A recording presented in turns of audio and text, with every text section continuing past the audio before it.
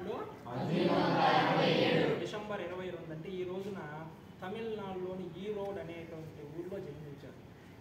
ఎక్కడది? ఈరోడ్. వీళ్ళ నాన్న ఒక టెంకాయల అంగట్లో గుమస్తా అంటే క్లర్క్ అంట, అంటే ఆ లెక్కలు రాసుకునే అతను. వీళ్ళు బ్రాహ్మిన్స్, సాంప్రదాయ బ్రాహ్మిన్స్. అయితే వీళ్ళ ఇంట్లో అప్పుడు ఇంగ్లాండ్ నుంచి వచ్చిన కొంతమంది స్టూడెంట్స్ అద్దెకు ఉండేవాళ్ళు. ఆ రోజుల్లో ఒక రూమ్ ఖాళీ ఉంటే ఇంగ్లాండ్ నుంచి కూడా ఇక్కడ కొంచెం చదువుకునే వాళ్ళు ఉండేవాళ్ళు. ఎందుకంటే బ్రిటిష్ వాళ్ళు పరిపాలించేది కాబట్టి కాలేజీలు తక్కువగా ఉండేది. ఇంగ్లాండ్లో ఒక కాలేజీ ఉంటే ఇక్కడ ఒకటి ఉండేది, మద్రాసులో వాళ్ళు కట్టింది. అందుకని అక్కడ సీట్ రాని వాళ్ళు ఇక్కడికి వచ్చి చదువుకునేవాళ్ళు. అలా వచ్చినప్పుడు వాళ్ళ బుక్ తీసుకున్నాడు, కార్ సినాప్సిస్, దాని పేరు ఏంటది? ట్రిగనామెట్రీ ఉంది కదా, దాంట్లో హై క్లాసుకి పోతే మాక్ థీటా ఫంక్షన్స్ అని వస్తుంది. వాటి మీద ఈయన అప్పటికి స్కూల్కి కూడా పోలా. 10 ఏళ్ల వయసులో మామూలుగా ఆ రోజుల్లో స్కూల్కి పోవాలని గ్యారెంటీ ఏమి, ఇంట్లోనే సంస్కృతం చదువుకునేవాళ్ళు బ్రాహ్మిన్స్. అర్థమవుతుందా? అప్పుడు ఇంగ్లీష్ కూడా మామూలుగా నేర్చుకున్నాడు. నేర్చుకొని ఆ ఇంగ్లీష్ బుక్ చూసి దాంట్లో ఉండేటువంటి పేరెంట్స్కి ప్రూఫ్ రాశాడు సొంతంగా. ప్రూఫ్ రాసి వీళ్ళ ఆ కాలేజీలో పనిచేస్తారు కదా ప్రొఫెసర్, అతని పేరు GH హార్డీ. అతని పేరు ఏంటది? ఆ హార్డీ అనే అతనికి వీళ్ళ ఇంట్లో ఉన్నారు కదా రెంట్కి, వీళ్ళు తీసుకెళ్ళి ఆ చిత్తు పేపర్లు చూపించారనమాట. ఈ విధంగా రాసిచ్చాడు ఒక అబ్బాయి, చూడండి అని. ఆయన ఆశ్చర్యపోయి 12 ఏళ్ల వయసులో ఇంగ్లాండ్కి తీసుకెళ్ళాడు. అక్కడైతే మరిన్ని బుక్స్ ఉన్నాయి, ఇక్కడ మనకు మంచి పుస్తకాలు లేవు, ఆ యూనివర్సిటీలో మరిన్ని బుక్స్ ఉన్నాయి, అక్కడ చదువుకుందామని రికమెండ్ చేసి 30 రూపాయల స్కాలర్షిప్ వచ్చేటట్టు రికమెండ్ చేసి ఇంగ్లాండ్కి తీసుకెళ్ళారు. తీసుకెళ్ళి వీళ్ళు బ్రాహ్మిన్స్ కదా, ఇంగ్లాండ్లో చలి వాతావరణం ఎక్కువ ఉంటుంది. ఆ చలి వాతావరణానికి నాన్ వెజ్ ఫుడ్ తినాలి. అందుకే ఫారినర్స్ అంతా నాన్ వెజిటేరియన్స్, వాళ్ళు నాన్ వెజ్ తింటారు. అలా తింటేనే ఆ వాతావరణానికి సరిపోతుంది. అలాగే వైన్ తీసుకోవాలి, అంటే మందు.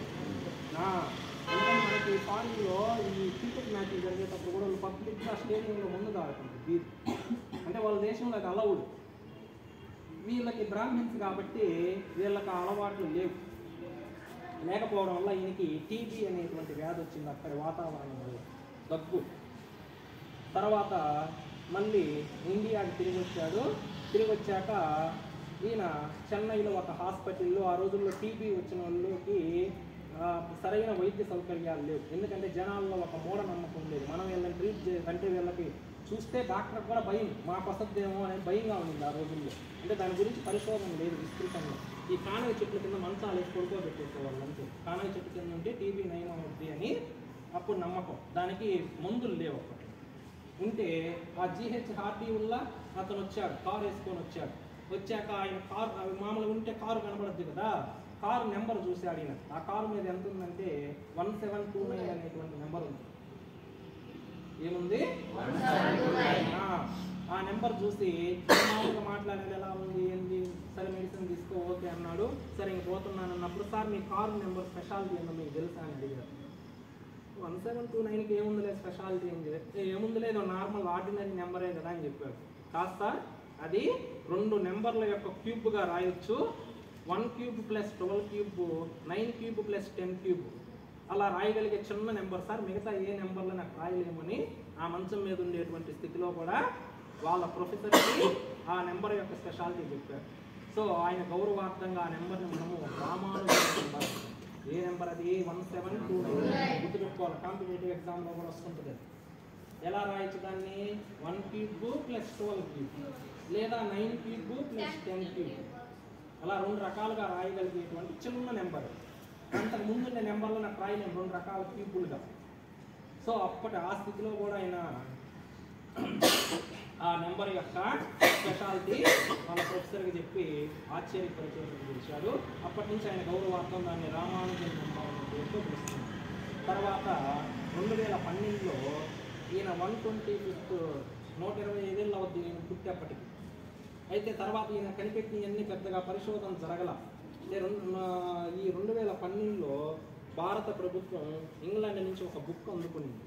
ఇప్పుడు ఆయన అంతా ఇంగ్లాండ్లో చేసిచ్చాడు కదా స్టడీ, ఆ బుక్ ఇంగ్లాండ్ వాళ్ళు పంపించారు. ఇదిగో మీ అతను చేసింది ఉంది చూడండి. అప్పుడు ఆయన గొప్పతనం గుర్తించి ఆ సంవత్సరము ఆ సంవత్సరం నుంచి ప్రతి సంవత్సరము నేషనల్ మ్యాథమెటిక్స్ డేగా జరపాలని నిర్ణయించారు 2012 నుంచి. అంటే 125 ఏళ్ళు అయింది కదా, అప్పటి నుంచి ప్రతి సంవత్సరం మనము నేషనల్ మ్యాథమెటిక్స్ డే జరుపుతూ ఉంటాము. తర్వాత ఈయన మీద ఒక సినిమా తీశారు. ఎవరికైనా ఐడియా ఉందా? రామానుజన్ జీవిత చరిత్ర మీద ఒక సినిమా తీశారు. అది కూడా మన వాళ్ళు కాదు, ఇంగ్లాండ్ వాళ్ళే తీశారు.